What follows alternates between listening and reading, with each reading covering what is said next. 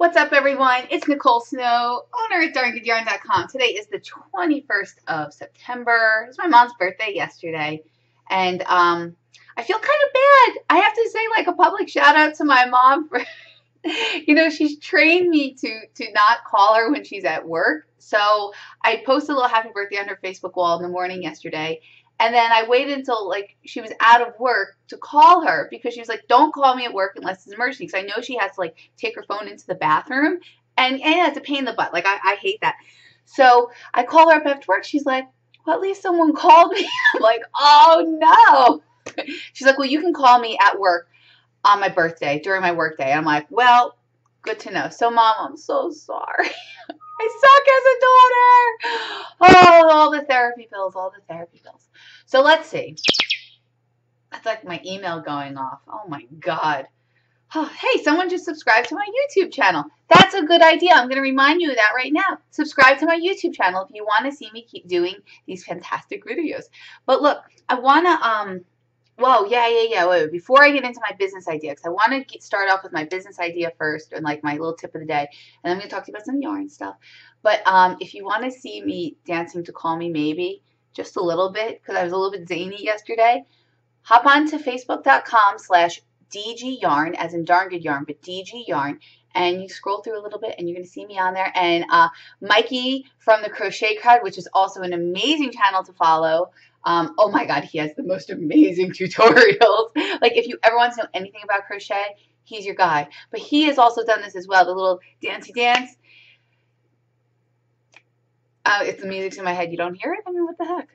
So he posted up on Facebook wall too. So we're trying to, and actually another fan of both of ours posted a picture of them doing their Happy Friday dance. So maybe this will be like a new thing for us. Who knows? I hope so. I want to do like a flash mob at like a creative festival when Mikey's there, and we could just be like having yarn go everywhere, like, yeah, baby, woo. Anyway, can you tell it's Friday? And I'm like really zany. Okay, let's start off with my first business tip of the day. So I guess it's confession time. I don't know about you, but I have, a favorite celebrity, and I know, like, I've never really had a favorite celebrity, but I guess if I were to choose anyone, it would be, oh God, this is embarrassing because I used to like skateboarding a long time ago, like when I was in high school. So my all-time favorite celebrity is Rob Dyrdek, and he has a couple shows on MTV, and he works with DC Shoes.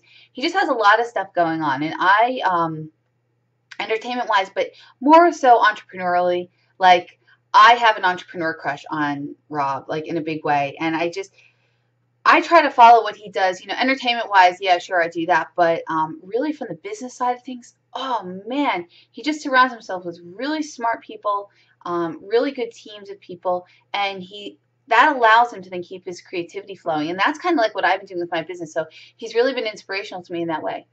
But on that same note, I'm not saying go find a celebrity that you love. What I'm getting to is I was talking to a friend a couple of days ago, and she was kind of like, in a standstill a little bit with her business, a little bit stale. We all get into those places. It ebbs and flows. And I wish I could tell you, like, I know how to handle my ups and my downs. And I'm like this all the time, but I'm not. I ride the roller coaster with it. But with that, you try to make the undulations be a little bit less so. That's at least what I found. But she was feeling a little bit stale. She's a fiber-related business. And, I think what happens is you get into this place where you see the businesses right in front of you. You see like what people are doing on Etsy, and then you see the really big box names like your Walmarts and McDonald's and Cokes. And it's partly because of just the way, sprawl and stuff has happened, and you drive down the street and you see these, really large companies, and that's part in like, what you hear on the news, like earnings reports and stuff like that. And you hear about these larger companies, but there's no good mention ever of small and mid-cap size companies, really. And you have to kind of search a little bit. And what I do is, one of the things I try to do is seek out those small and mid-sized cap companies, because they've invested in a team that has done PR for them, that they've developed their image, they've done a lot of things right, and it's always outside. My my task for you is to find these small mid-cap companies that are outside of your industry. So if you're in the craft related industry, don't go looking at Michael's. I want you to go look at, maybe there's a clothing company. Like for me, for example, I love Tom's. I'm not endorsing their product, but I'm saying the business side of their ethos is really inspirational to me. The same way I check out Rob Dyrdek and I'm like, okay, he's freaking making it rock and I can do the same thing. I look at Tom's and I'm like, they're taking care of people and I'm going to take care of people as well. And it's motivational to see positive examples of people doing it right. There's plenty of examples of people doing it wrong, and I actually learn a lot from them as well. But I do challenge you to go and seek those out. And a great place to look if you're kind of like not familiar with how to find companies. I've mentioned it in one of my first videos is Inc. Magazine. That's INC Magazine. You can just check out Google Finance. Especially around earnings season, you're going to see like who's kind of reporting, and you can actually sort through small and mid-cap companies. I'm going to think of a couple other sources, and I think this is an important topic to hit back on again. But, even if you're out shopping, start looking at not the big box store, but specific smaller brands that you say, you know what, I really like their product. They seem to be doing something right. Like maybe there's a chocolate out there that's, a little bit smaller and kind of hard to get. Look them up online, see what they're doing, and you might actually find a company to look up to. And I say, and I challenge you to find 2 or 3 of them.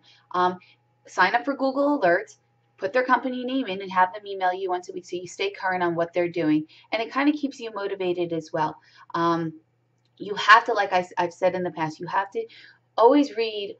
You have to be willing to invest in yourself and invest in your business if you're going to have a small business, especially if you're like a single one-woman show or single man show and you have like maybe even part-time employees like I've finally been able to do. But that's my challenge to you. So let me know what you think of that. And I'd love to hear, if you have any questions about what I just talked about, or if you want me to explain something further, leave it in the comments on YouTube and or email them to Jen, Jen, at darngoodyarn.com. And I'm really happy to expand on any point you want from me because I love talking about business and I get very serious about it. And you can see my whole demeanor change. And then I can start dancing again. So Call Me Maybe. God, I love that song. I can't get enough of it. Anyway. I used to have another business before Darn Good Yarn, and I used to have like a lot of cool import stuff, and I have a couple little things left. I'm just going to put them on clearance up on the website. They're already up there right now. I have some lanterns, some cool paintings on silk, some pillowcases with elephants embroidered on them, just a couple things, really discounted prices, really good stocking stuffers if you're thinking about that. So there you go. That's on the site. I also wanted to show you I have a limited edition yarn. So my original recycled silk yarn? Well, it is my recycled silk yarn, my original, but I've had it plied. It's a 4-ply. It's really nice and thick. Let me hold it up for you. Now, knitters, you're going to want to use like a size 17. Oh, come on, baby, focus. I see my camera trying to do its thing. But you can see all the great colors. You're going to want to use 2 hanks for this knitters on size 17 needles. Work it up in garter.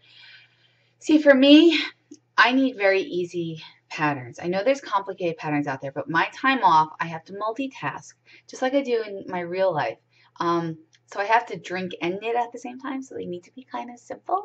But there you go. Crocheters, you guys tend to use a little bit more yarn anyway. You might want to get 3, but you could get away with 2 and then add some if you have some scrap yarn, some cool tassels, or incorporate another yarn that you might have lying around with this, which is always kind of nice. Like you can work up 1 hank and then you could do the middle section, a leftover yarn that you might have from something else, and then do the other side of this as well. But like I said, it's limited. I don't have very much. I want to see how you guys like it, and then if you like it, I'll get more. Okay? Let's see. That's it. Please subscribe to the channel. Please give me a thumbs up if you want more stuff. And yes, I do love Rob Dyrdek. Not in like a, Michael Kill Me sort of way, but he is freaking awesome. And so if you're into an entrepreneur who's youthful, has it going on, check his stuff out. And, oh yeah, by the way, he can skateboard okay too, I hear. So that's it, everyone. Have a great weekend. I'll see you later. Bye.